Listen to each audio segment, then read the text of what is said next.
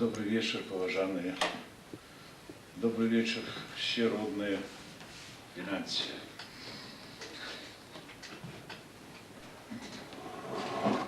Знаете, это вельми тяжкий вспомин для меня. Вельми тяжкий тому, что мы были долгий час вельми близко знакомы. Як кажуть, плячо в плячо працювали во славу Родины, прославляя, ну и так далее. Кожен з вас ведає, что такое мастацкий фонд. Як литераторы, вы ведаете, что такое литературный фонд. Все это фонды, створенные и союзы мастаков, тых же литераторов, у свой час по пропанове правадыров наших для того, каб разумно кіраваць нами, мастаками, вами, литераторами, ну и наогул всей творчей громадскостью. Бо гэта, оказывается, яна можа правакаваць идеи, можа натхняць политиков нават на здзяйсненне гэтых идей. Ну але ж гэта я крыху у бок. Что датычыць сённяшняй вечарыны, вельмі цяжка бачыць усё, что тут выставлено. Это вельмі мало, наколькі мне ведома. Я маю на увазе мастакоўскія працы, не мастацкія, бо мастацкія мы само собой, а мастакоўскія як прыналежнасць прафесійную. И можете поверить себе, вось гэта книжка, якая выдадзена вашим литературным об'яднаннем «Святлица». Я вельмі вдячны Олесю, які прэзентаваў нам нашей майстэрні, нашим людям. И я вам, поверьте, могу сказать, что эта книжка, она не закрывается, и все. Не тому, что она типографски дрэнна на низким, как кажется, узроўні. Нет, она не закрывается тому, что она не закрывалась у меня лежачи на столе. И заголовком я ее читал не как редактор, а читал как человек, натхненный от прочитанного. И як Олесь вось только что сказал, что его можно перечитывать как молитву. Может, для кого-нибудь покажется это занадто. Знаете, фетиши мы проходили. Але справа в том, что я вам щиро кажу, что мне уже немало годов. И вот читать такого человека, такого творцу, як Винантий, альбо Виктор, як мы его поміж собой называли, вы знаете, кожен раз это сапраўды нечто открывается. И перечитываючи, и этот блок, присвяченный Алоиза Пашкевич, и блок вершаў, и урывков, и поэмных накидов, потому что тут я лічу, что целого присвячення поэмы Багрыму нема. Але тое, что тут есть, например, мне ось позначенные нават сторонки, позначенные строфы, яны, ведаете, паўтараць Василия Владимировича Быкова, это нонсенс. Пробачьте, калі Олесь зачитал зворот до поэта, зауважу, зворот як до коллеги Быкова, які уже у той час, пробачьте, звезду меў героя социалистичной працы, да зусім невядомага человека, недзе, як кажуть, з провинции, и зворот які, у якім Быков свой час, свою творчую хвилину присвятил не просто так отписаться от молодого, як некалі Маяковский казал, а ты можешь жить не пиша, давая советы молодым. Так, бачите, Быков убачил, что это сапраўды человек, які мае не проста рыфмаплётныя задаткі нейкія, а ён убачыў у ім эпічнасць. І вы ведаеце, гэта эпічнасць, ну я просто, ну, як тыя паляцы мовяць, захвыцоны гэтымі радкамі апісання карчмы з блока вершаў, прысвечаных Паўлюку Багрыму. Я не ведаю, як можна яшчэ ярчэй, яшчэ ямчэй напісаць пра гэты шынок карчму пры дарозе, які ў Беларусі, дарэчы, вы ведаеце гістарычна, што на кожным скрыжаванні карчма, карчма, карчма. Это добра, што наш горад на скрыжаванні жалезных ці чыгунак узнік. А то узнікалі шынкі спачатку, а потым уже і пасяленні крышку большае. Дык вось, так описывать, ведаеце, я тут беру адразу Адама Міцкевіча, дзяды, пан Тадеуш, гэта таксама, ну, як наш край гэты. Бо Літва і тая ж самая Польшча, гэта, па сутнасці, адзін кангламерат, які аб'ядноўваю чыста і гістарычна, і попросту геаграфічна. Дык, як там, у Адама Міцкевіча гэта настолькі каларытна, настолькі ёміста, настолькі вобразна.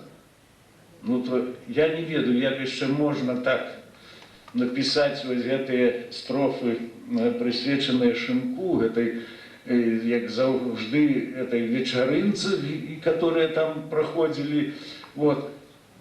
Гэта мог напісаць толькі сапраўдны мастак.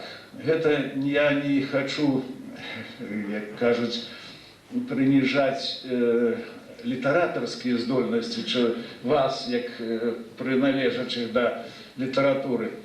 Але, паверце, начытаўшы за сваё жыццё досыць і паэзіі, і прозы, для мяне это было адкрыццё. Хаця ведаў я ўтрыма, я ж кажу, уже колькі часоў.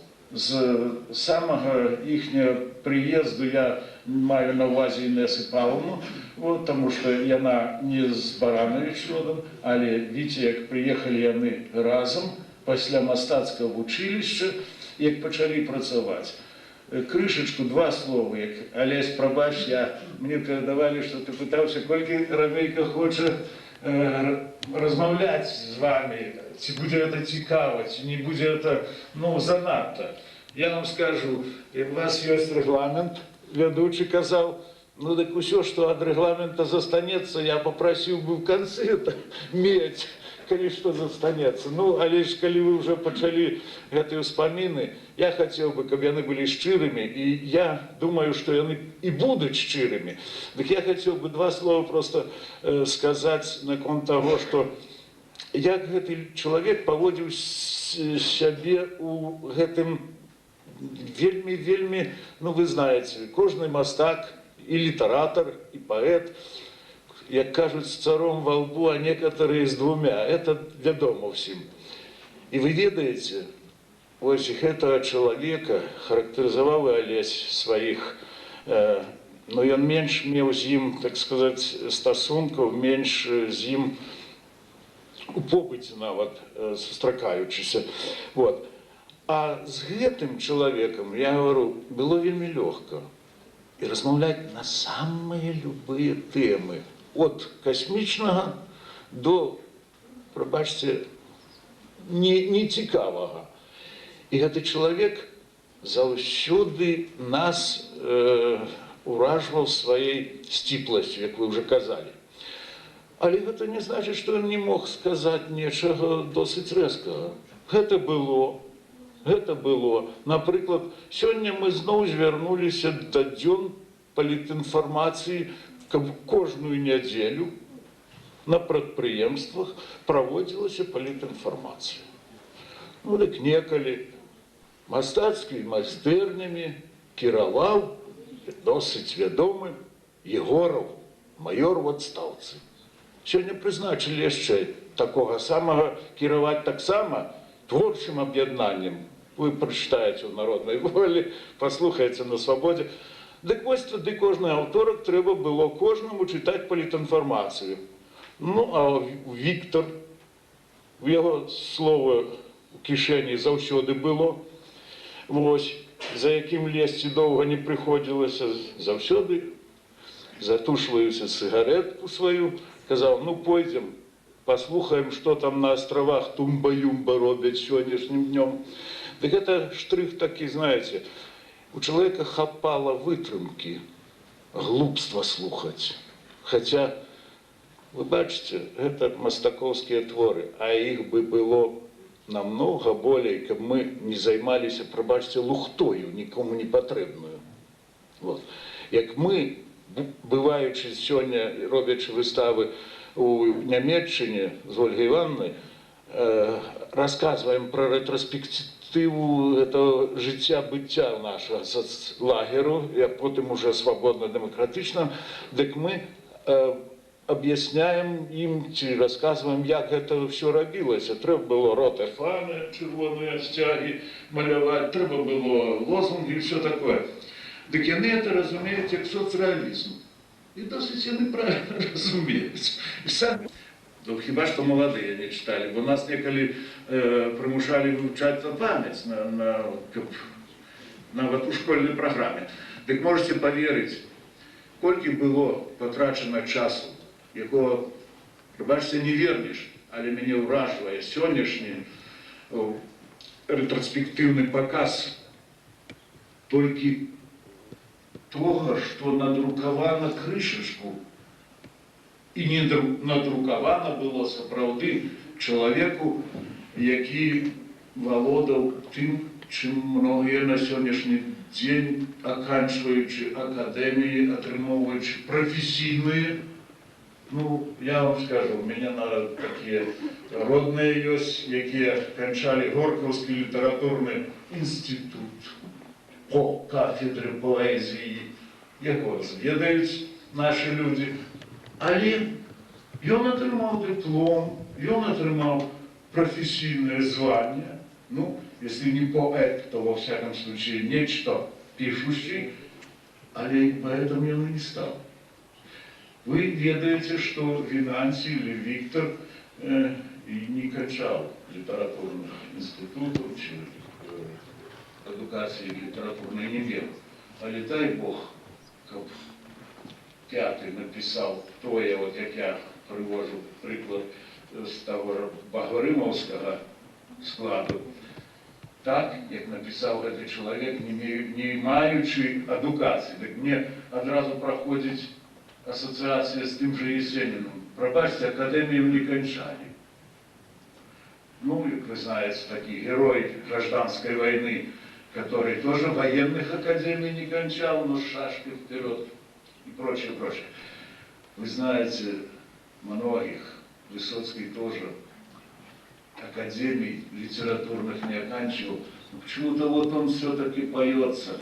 И я не удивляюсь, когда вот вы правильно, видимо, сделали, я, извиняюсь, перешел, поскольку я затрагиваю, так сказать, русскую часть представителей культуры, я не удивляюсь, что вот я слышу в интонации вашего выступавшего, вернее, исполнителя, русский, так сказать, акцент, невзирая на то, что он поет песню Бутрыма, но есть там, прослушивается русский акцент.